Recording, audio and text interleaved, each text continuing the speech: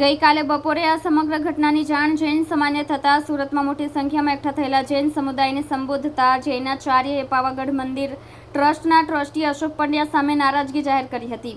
તેમજ દિવસભર જૈનોએ રાજ્યભરમાં વિરોધ પ્રદર્શનો કર્યા હતા તેમજ સુરત કલેક્ટર ઓફિસે દેખાવો કર્યા હતા. જૈન સમાજ 16 જૂનના રાતના 10:30 વાગ્યાથી લખાય છે ત્યાં સુધીને સુરત કલેક્ટરની ઓફિસે ધામા નાખ્યા છે. તેઓનું કહેવું છે કે જ્યાં સુધી અમારી માંગણીઓ પૂરી નહીં થાય ત્યાં સુધી કલેક્ટર ઓફિસથી જવાના નથી. આ મામલે ગૃહ રાજ્યમંત્રી હર્ષ સંઘવીએ સાંજના 5 વાગ્યે એક્સ પર વિડીયો પોસ્ટ કરીને લખ્યું કે પાવાગઢમાં પુનઃસ્થાપિત કરવાનું કામ શરૂ થઈ ગયું છે. આ કેસની તપાસ પંચમહાલ ડીએસપીને સોંપી દેવામાં આવી છે. જીન પ્રેમ વિજયજી મહારાજ સાહેબે જણાવ્યું હતું કે એક પ્રતિનિધિ મંડળ આવતીકાલે સવારે ગાંધીનગર પહોંચશે. સફળ નિવેડો લાવવા પ્રયાસ કરવામાં આવશે. આજે સવારે આરાધના કહો કે આંદોલન કરાશે. જો આ બેઠક સફળ થશે તો બીજું કોઈ આંદોલન થશે નહીં. જો બેઠક નિષ્ફળ જશે તો આંદોલન ચાલુ રહેશે. ગત રાત્રિથી શરૂ થયેલા હાઈ વોલ્ટેજ ડ્રામામાં પાવાગઢ મહાકાળી મંદિરનો વહીવટ ચલાવતા કાલિકા મંદિર ટ્રસ્ટ ઉપર કરવામાં આવેલા આક્ષેપોનો ધરાર છેદ ઉડાડી દઈને પોલીસ અજાણ્યા શખ્સો વિરુદ્ધ ગુનો નોંધી કાર્યવાહી હાથ ધરી છે. જૈન સમાજની લાગણી હજી પણ એક આશાની મીટ બાંધીને બેઠી છે. શાસકો પર, પ્રશાસન પર અમને વિશ્વાસ છે. સારી સીટ ઉપર સારા માણસો બેઠા છે. ગૃહમંત્રીશ્રી પણ ખૂબ જ પ્રયાસ કરી રહ્યા છે, લાગણીપૂર્વક પ્રયાસ કરી રહ્યા છે અને એમના પ્રયાસો જલ્દીથી સંપૂર્ણ સફળતાને આંબી શકે એવી આશા આજે અમે રાખીને બેઠા છીએ.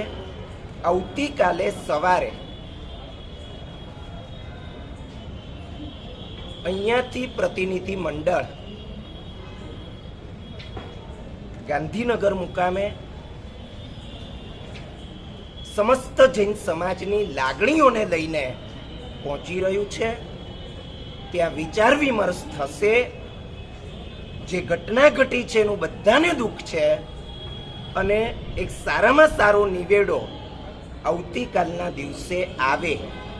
જૈન સમાજ એની જે માંગણીઓ છે માંગણીઓ સંતોષાય, એને ન્યાય જોઈએ છે, ન્યાય મળે અને આવતીકાલનો દિવસ એક સુખદ સમાધાન એને સાથે લઈને ઉગે એવી ખૂબ જ અંતરની મનોકામનાઓ, અંતરની અભ્યર્થનાઓ એની સાથે આજનો અમારો દિવસ આ પૂરો થવા જઈ રહ્યો છે.